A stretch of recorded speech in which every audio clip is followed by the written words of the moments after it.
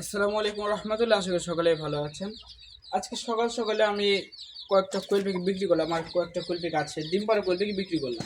আর বেশিরভাগ কোয়েল পাখির ছেলে আছে, সেগুলো মাংস খাওয়ার জন্য আমরা বিক্রি করবো। ভাই আমাদের কোয়েল পাখি নিল, তিনটা মেয়ে আর দুইটা ছেলে নিয়েছে। তো আমাদের মেশিন দেখার জেদ করলো, তো আমরা আমাদের মেশিনগুলো দেখাইতেছি।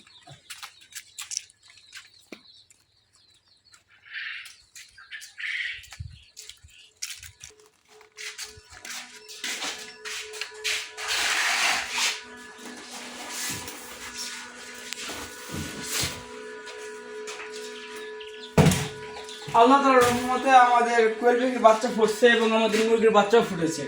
দেখো, আমি দেখিনি, কেবল দেখলাম।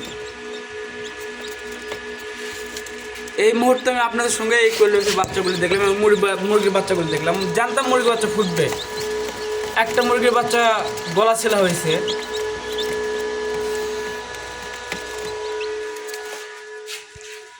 আলহামদুলিল্লাহ, খুবই খুশি। যেহেতু কোয়েল পাখি কিনতে আসছে, আমি সেই জন্যে আমি এখানে দেখাইতেছি। আর আমি দেখিনি এর আগে বা কোয়েল পাখির বাচ্চা ফুটছে এবং মুরগির বাচ্চা ফুটছে। মুরগির বাচ্চা ফুটবে এটা আমি জানতাম আজকে, কিন্তু কোয়েল পাখির বাচ্চা ফুটবে এটা আমি জানতাম না। তো আমরা আমাদের দেশি মুরগির ডিমগুলো এখন দিয়ে দেবো, যেহেতু আমরা ফ্রিজ থেকে বের করেছি, 24 ঘন্টা পার হয়ে গিয়েছে।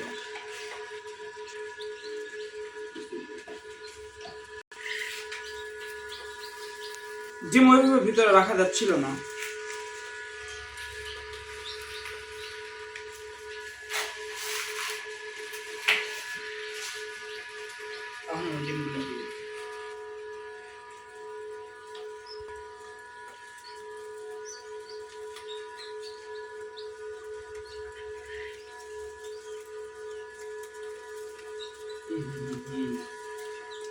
এই ডিমটা বসানো যাবে না, এই ডিমটা ফাটা আগে থেকে, এই ডিমতে বাচ্চা পাওয়া যাবে না।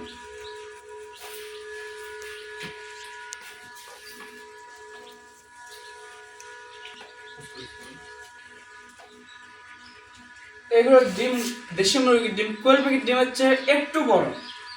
যদি কোয়েল পাখির থাক একটু বড় হতো তাহলে ওই থাকের ভিতরে দেওয়া যেত, কিন্তু এই থাকের ভিতরে একদম নড়াচড়া করতেছে। এই মুরগির ডিমের জন্য এক্সট্রা একটা থাক আমার কিন্তু কিনা লাগবে।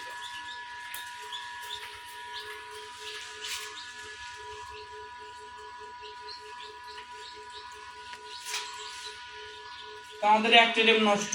আর কয়টা মুরগি ডিম?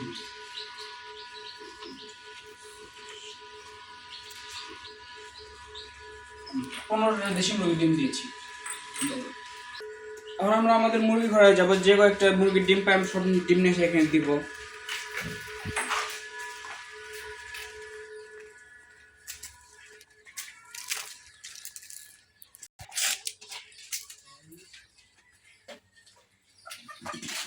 মুরগি ডিম পাড়ার জন্য আসছে। আউচ!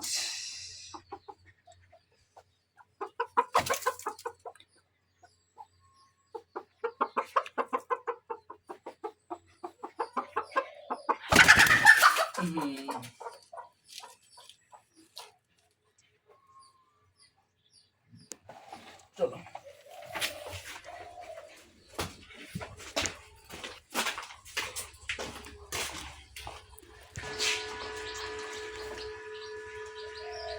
আমাদের এখানে কয়েকটা হাঁসের ডিম আসবে। এদের মধ্যে যত হাঁসের ডিম নেই, সেরকম হাঁসের ডিম দেবো না।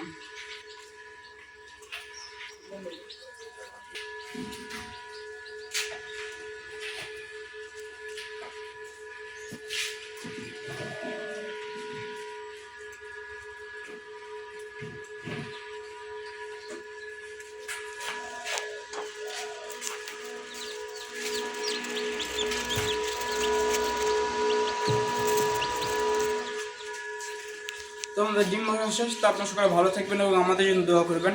তো আমাদের ভিডিও দেখে যদি কারো কিছু উপকার হয়, তাহলে আমাদের ভিডিওতে একটা লাইক কমেন্ট করতেই পারেন। আসসালামু আলাইকুম রহমতুল্লাহ।